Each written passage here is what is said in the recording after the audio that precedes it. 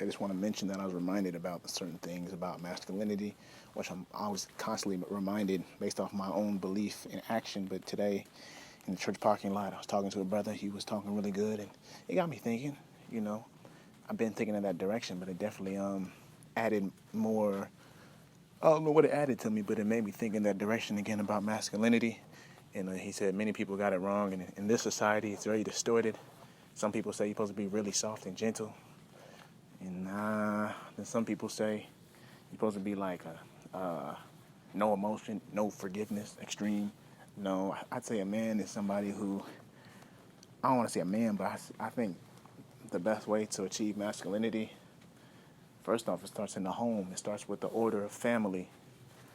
You know, if you want to really know how things are naturally supposed to be, just look at the family.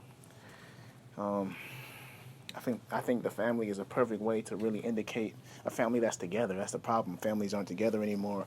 A lot of broken homes, a lot of single parent households. Then there's a lot of single parents who teach their kids stuff that ain't right. There's a lot of single parents who let their kids do stuff that's not right. But if you have a family that's connected and together, and kids can process and see both parents, I think kids can really come to understand what's right and what's wrong.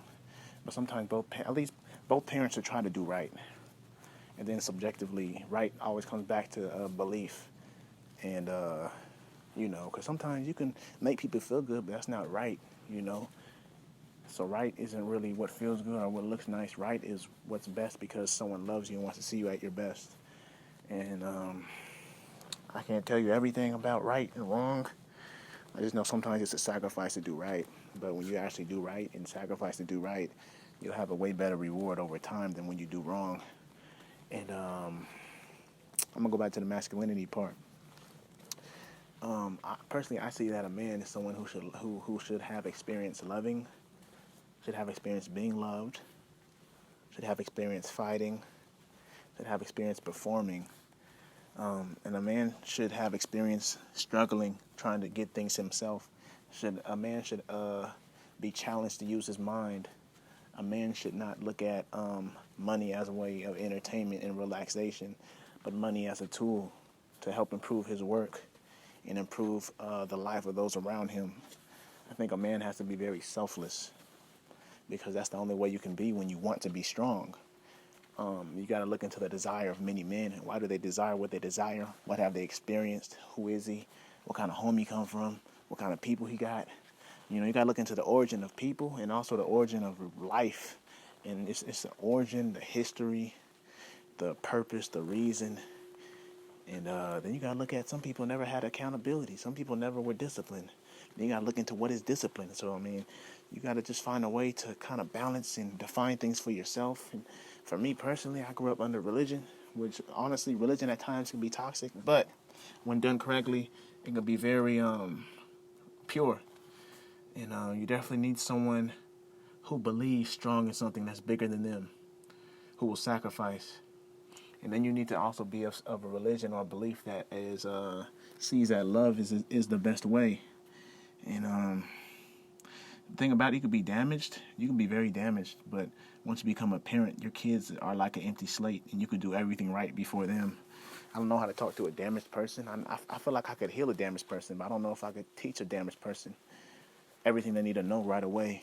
That's where mentorship and discipleship and like counseling and help comes in too. Um, all I can say is I understand the order of like parenthood a little bit. I understand the vitality of it. And masculinity is more than just an ideal, it's a reality. God made men, God made women. We're tied together.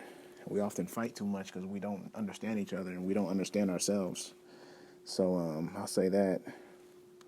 I'm going to start letting God define myself, which I've been doing as well. But I know as you move through life, you'll have more experiences to where it'll point me closer to God. Like, you know what? If I had a lot of money, my morals wouldn't even let me show out. My morals wouldn't even let me. I don't even have it in my diet to show out. Like my diet doesn't consist of showing out.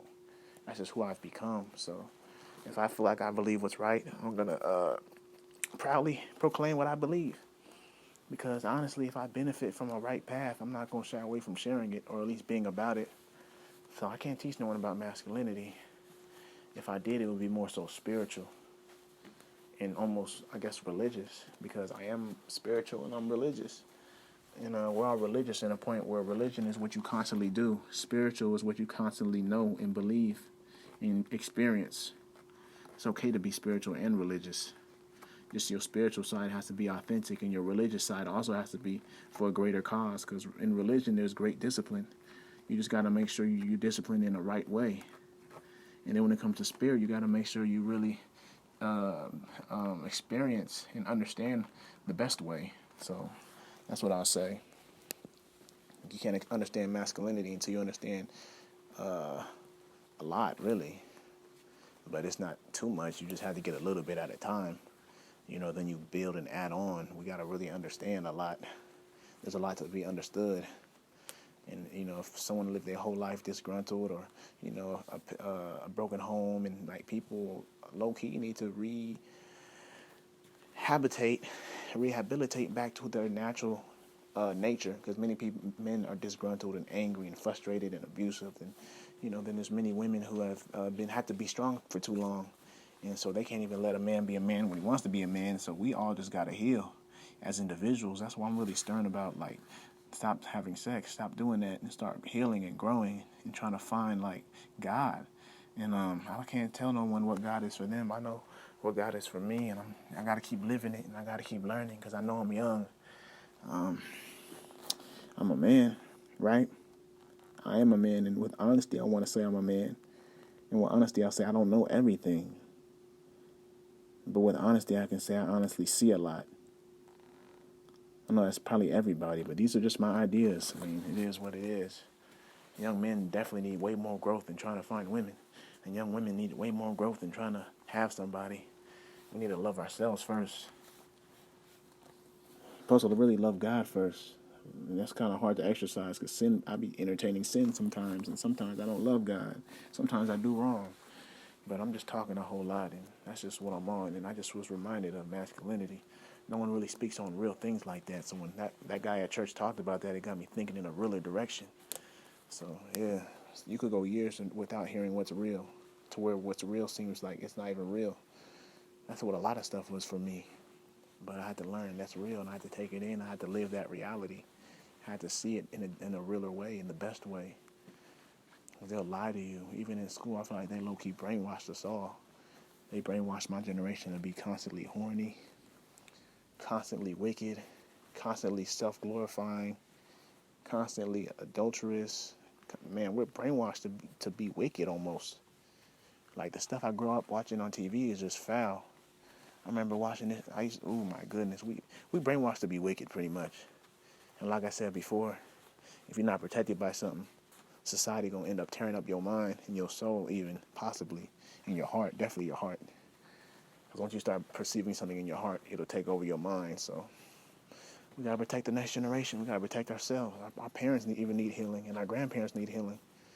Age don't really come with maturity. Age sometimes just comes with more baggage and more entitlement. So that's all I'll say.